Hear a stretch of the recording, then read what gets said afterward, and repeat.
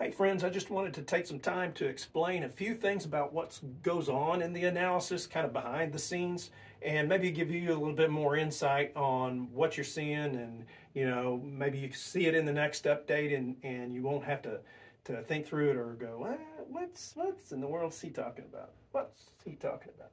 So really the first three things are these sort of general categories of statistics. Why are we even looking at year-to-date sales, days on market, months of inventory? And really those three things kind of combined give us a sense of the overall health of the market.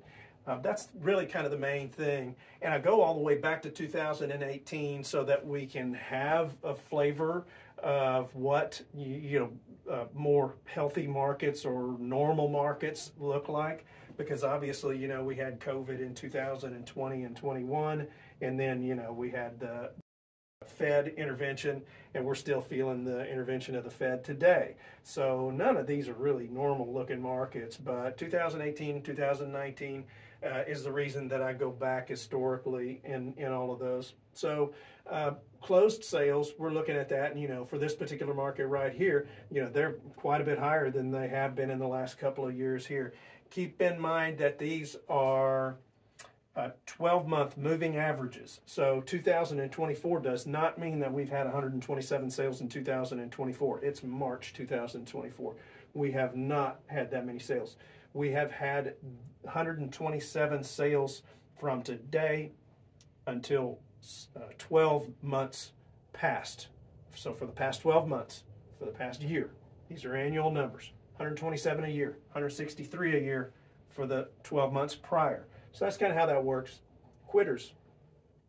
Quitters are, they're expired listings or they're withdrawn, but there's kind of some gaming that agents will try to do with expired listings. They'll expire a listing and then they'll put in a new listing under a different MLS number. And so I try to cull out all of those things from, the gaming of the system and stuff, and really try to find a number of properties that went on the market, tried to sell, and then did not come back on the market. So that's what that's about right there. They may have rented, or they may have changed their mind about selling altogether, or they may not have been able to sell at that time. So anyway, that's what that statistic is about. And again, it's an annual number too.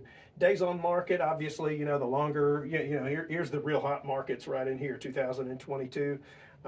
Is just, we're still very, very low when we compare to what a normal market would look like, quote unquote, in 2018 and 19. Months of inventory is a statistic that we use to kind of gauge the heat of a market. We would normally say, and that's what this top line right here is, that's 6 months of inventory. That's sort of been the classic view of if it's below 6 months of inventory, it's a seller's market and you can really price up your home. If it's above that, it's more of a buyer's market, and prices would, tend to come down with that. And, in today's world, and smarter people than me have said this, in today's world, we buy real estate differently.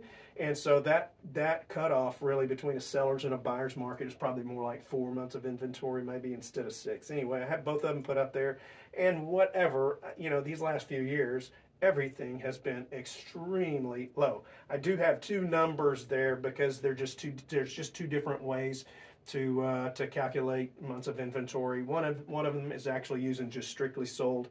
The other one, this lower one right here, actually includes all of the pending sales in that calculation as well, so it's a little bit lower. Experts would tell you that number may be a little bit more forward-looking, whatever. They're basically the same. And again, here you see a couple of years of normal looking activity compared to what we're experiencing today. And it is strange. It's a strange time with this low of inventory that we have, and this low of activity that we have is sort of a strange dichotomy. And it's just as a result of the entire real estate market slowing down because of the higher interest rate environment that we're at. So, and then, this is a fairly new addition, a new upgrade that I just recently made, and it has a little forecast. We go all the way to today, and then this little forecast module will kind of give us a direction on where things are going. And for like our inventory, there's always a little bit of seasonal change that you can see. So you can see past years on there. Last year is that bright red. This year is the blue, and then we have prior years on the forecast right here. So we can kind of expect a little bit of seasonal increase, right? March, April, May for our inventory numbers. The days on market, man, I don't know. That one's kind of a mess. Sometimes you see it, really pretty clear patterns on days on market, and sometimes you don't. And in our sales volume, in this particular analysis right here, they've tracked really closely. So we'll be able to see, what's happening. These are pending sales right here. And some of these, if it's early in the month, some of these numbers may actually change. And then these are all pending sales right here for March, because it's March the 1st, 2024. So we'll see that number go up. We could see that number actually come down if something didn't close on time or whatever. And reporting is always a little bit of a delay after the end of the month. So yeah, we have some projections going on here on these basic elements: sales volume, days on market, and months of inventory. All right, and then the other thing on this summary page is this, brilliant chart. Man, I just love this thing. And, this is a relationship. It is not a trend, but our trends are kind of marching through time as we're seeing all these crazy dots. Yeah, this is a relationship. These are home sizes from the smallest to the largest and their price. You can just get a lot of insights from this. And I'll give you one case in point right here. When we're looking at this, look at the dark blue and then look at the light blue. And, I can kind of uncover a little bit of a concern that I've got with that. There's many different insights on different corners of the market. Do you see that dark blue and then the light blue down here? The dark blues are going to be older sales. The light blues are our most recent sales. So what is that telling me? What that's telling me is that these are getting kind of old and they'll drop off and they won't be good comparable sales anymore. So, and this really is, all the way from about 3,500 square foot, and then in this part of the market, or in this particular market, from 3,500 square feet and larger, there's really no sales in there. There's 3 people trying right now, but then we have all of the successful sales have happened kind of down here. That one's a good one. These pending sales right here are really good. You'd like to see that right there at that 3,000, 3,500 square foot range. But these, I would encourage, if you have a really good property that's in this price range, 3,500 square feet and bigger, really good property in a good location, and just has a lot of extras and stuff. There's an opportunity right now that could be fading, and that's just just one of the insights that you can kind of get from looking at markets like this. So some of these big numbers may go away if, they may go away gradually. They could be anywhere from 6 to 12 months old. And, usually from an appraisal standpoint, they want to try to stay within a 6-month window if they can. On a larger home, if there's not as many sales, a lot of times they'll go back even as far as a year ago. But that's what these are. Some of these may be very close to a year old. And if they drop off, then they would have to explain even more if an appraiser is going back further in time to trying to get those comparable sales. So we look at that and we have some concern.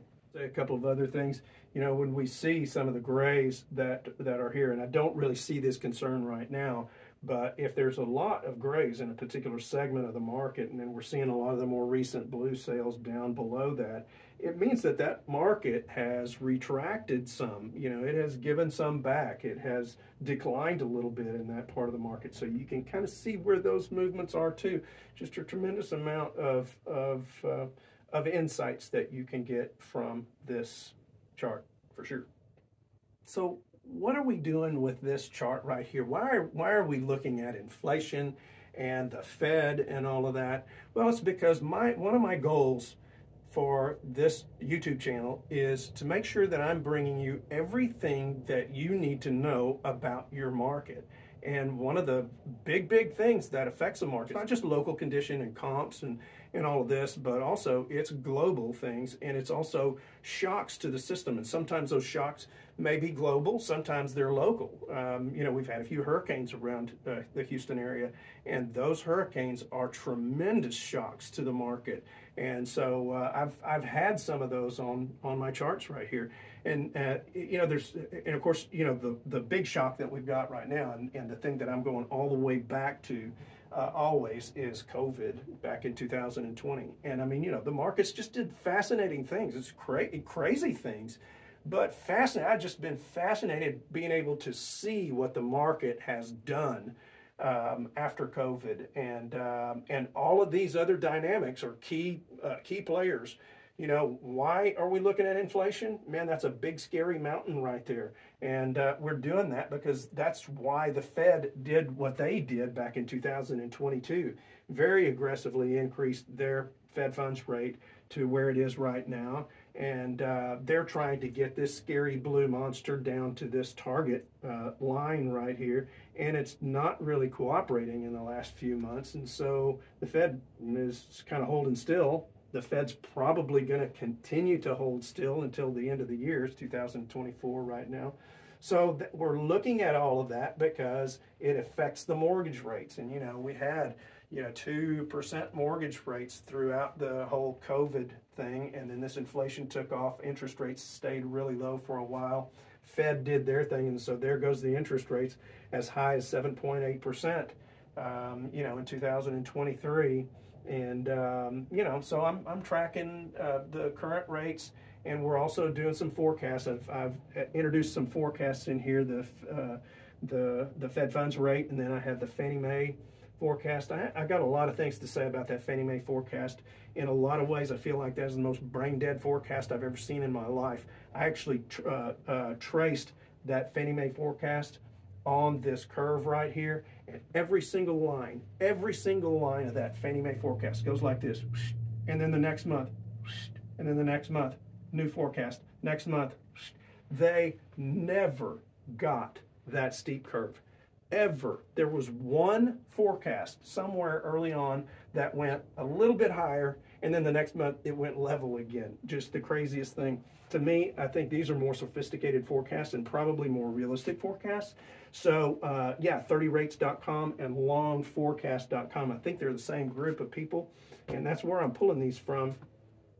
And you know, I think that's probably the highest probability of what's going to be happening in the future as far as our mortgage rates go. And then I kind of overlay in this same timeline, you know, some local market performance metrics. This is my over-under right here, so percentage over asking price. You know, you just see the market on fire right in here, where we've got upwards of, you know, sometimes 15, 17, 18% over asking price in these times right here. And we're not doing that anymore. You know, the markets certainly, you know, these interest rates have been the thing that has affected all of that. We overlay the inventory during this whole period of time. We overlay asking prices and sale prices during this time, and just to see that run up just still shocks me. And then, you know, we're tracking what the latest sale price is, where the record price, and when the record price was set.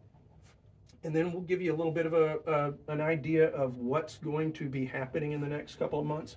Market-wide, this is, you know, still whatever market that, specific to whatever market that I'm looking at. And so in this case, stable prices market-wide. Sometimes when I get into the forecast, you know, and I know this looks like a crazy thing, but when I get into the forecast and I kind of divide things up, sometimes different segments of the market, you know, can look better than others. So, you know, there may be a really good outlook for the lower part of the market, but not so good outlook for the middle or upper part of the market. And I do try to divide things up. And what I'm looking for when I'm dividing things up in these markets is just sort of, you know, where's the where's the most crowded part, and then when does it get less crowded? And it always gets less crowded the higher the price tag goes. That's what this is price distribution right here. You can see most of the activity is in the 400s, but this is the bulk of the market right here. This I identified the different strata of the market, and this right here represents 63% of this particular market right here. And then my stable price forecast really is just sort of based on appraisal principles. So if there's a pretty crowded market, if there's a lot of sales, that appraiser's probably only want to look back 6 months into the past to find their comparable sales.